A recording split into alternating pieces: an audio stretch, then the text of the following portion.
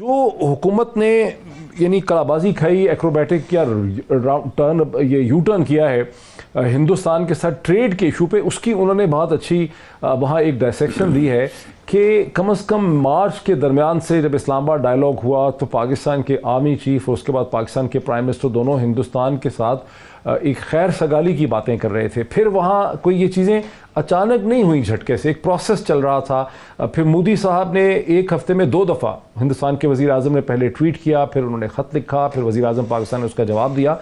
तो हमाद अज़हर ने अपनी प्रेस कॉन्फ्रेंस में फाइनेंस मिनिस्टर बनते ही जो एक इंडिया ये ऐलान कर दिया उन्होंने कि हम हिंदुस्तान के साथ ट्रेड खोल रहे हैं कॉटन का और शुगर का, ये कोई हवा में लटका हुआ फैसला नहीं था। इसके पीछे आपकी हुकूमत की एक एक्सरसाइज थी, एक बैकग्राउंड था, एक पूरी कोशिश थी, एक सिग्नलिंग थी, शायद बाहर से कहीं अमेरिका और यूएई वगैरह की तरफ से एक दबाव था। लेकिन जैसे ही पीएमएलएन का रिएक्शन हुआ, एक मीडिया पे रिएक्शन हुआ, आपकी हुकूमत ने यू टर्न कर ली।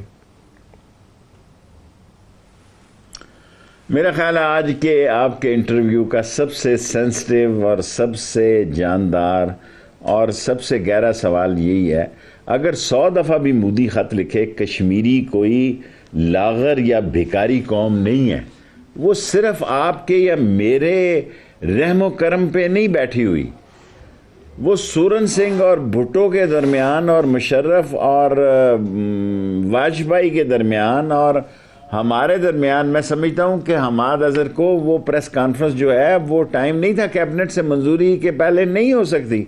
और शाह साहब ने भी और मैंने भी और दूसरे लोगों ने भी कहा कि ये कैसे हो सकता है। प्राइम मिनिस्टर ने सीट पर बैठते सारी कहा कि भाई ये जो खबरें चल रही हैं ये गलत खबरें हैं और ये खबरों का कोई वजूद नहीं, जब तक 370 वापस ना आए हम किसी कीमत पर इंडिया से ट्रेड नहीं कर सकते। और आप ये याद रखें, कश्मीरी जो है वो बहुत आगे जा चुका है और यहाँ आज़ाद कश्मीर में इलेक्शन हो रहे हैं, अगर कोई आदमी ऐसी गलती करेगा तो वो मुंह के बल गिरेगा और उसकी सियासत जो है आज़ाद कश्मीर के इलेक्शन में दफन हो जाएगी।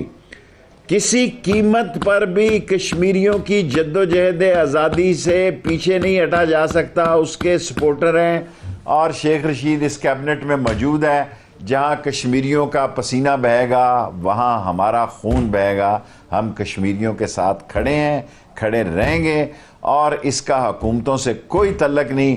एटॉमिक टेक्नोलॉजी और कश्मीर का मसला चाहे जिसकी भी हुकूमत हो उस पर कायम और दायम रहेगा और इसमें कश्मीरियों का अपना खून शामिल है, इसमें हमारी हिकमत अमली शामिल नहीं है।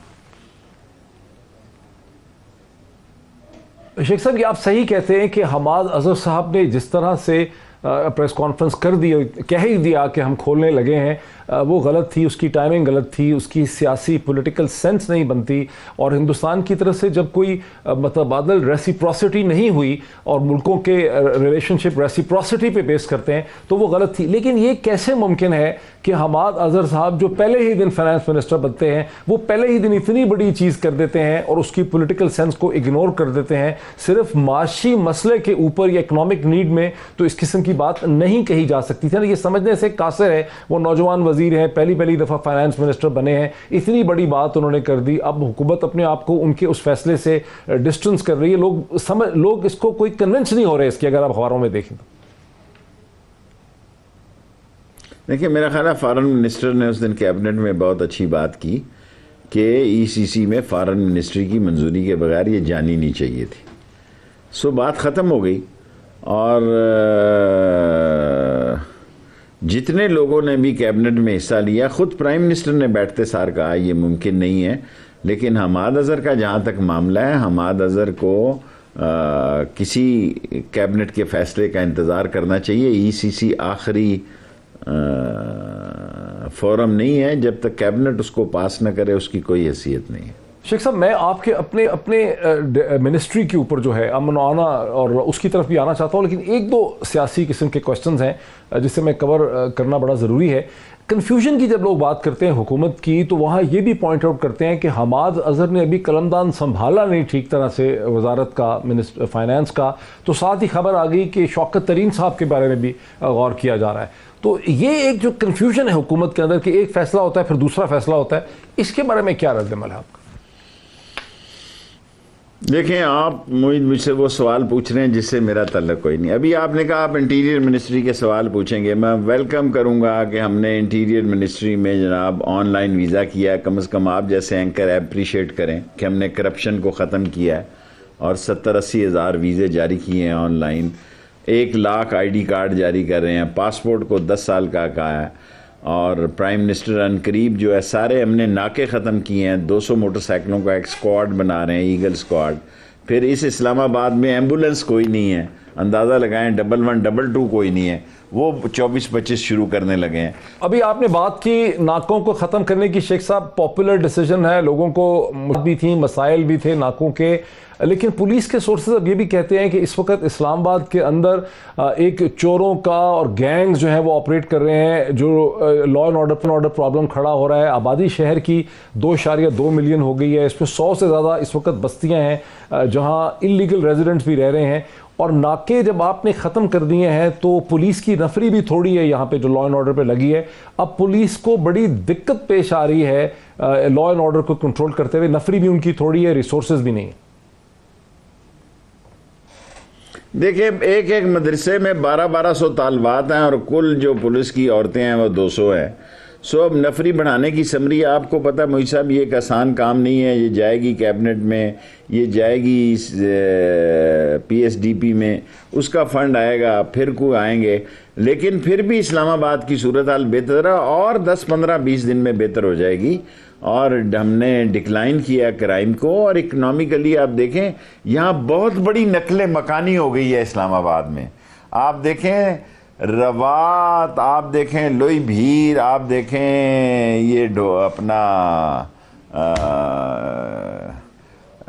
तरनोल, आप देखें ये अपना जाते हैं बनीगाला की तरफ, क्या आता है इलाका, बनीगाला से आगे एक बहुत बड़ा शहर आबाद हो गया है। पार्क रोड है, थोड़े से एनक्लेव है, ठीक है। 12 की मैं बात कर रहा हूँ, लाखों की तादाद में वहाँ आबादियाँ हो गई हैं। सो इनको देख रहे हैं, इंशाल्लाह बेहतरी होगी। जी जी शेख साहब, जो पुलिस के आपका जो मेन फोर्स है वो तो इस्लामाबाद पुलिस है, वो यकीनी तौर पे पाकिस्तान की सबसे बेहतर और कॉम्पिटेंट पुलिस है, बड़ी रिस्पॉन्सिबली से काम करती है, लेकिन बड़ी अंडर सोर्स्ड है। बिकॉज जब वो उसको ढांचा बनाया गया था तो आबादी शहर की 1 मिलियन से 10 लाख से कम थी, अभी 2.2 मिलियन यानी 22 लाख की आबादी है। जैसा कि आपने खुद कहा कि इस्लामाबाद एक तरफ मरी और बाराखू की तरफ फैल गया है, दूसरी तरफ वो सारा इस्लामाबाद एक्सप्रेसवे के साथ फैल गया है, फिर पिंडी की तरफ फैल गया है, टेक्सला की तरफ फैल गया है, तो बहुत बड़ी आबादी है। और नफरी पुलिस की सिर्फ 10,000 है, जिसमें से तकरीबन 5-5.5 government installation, court, supreme court, high court, prime minister, presidency उसकी हिफाजत पे लगी है। अवाम की हिफाजत के लिए तो शेख साहब आपके पास 4,000 पुलिस है।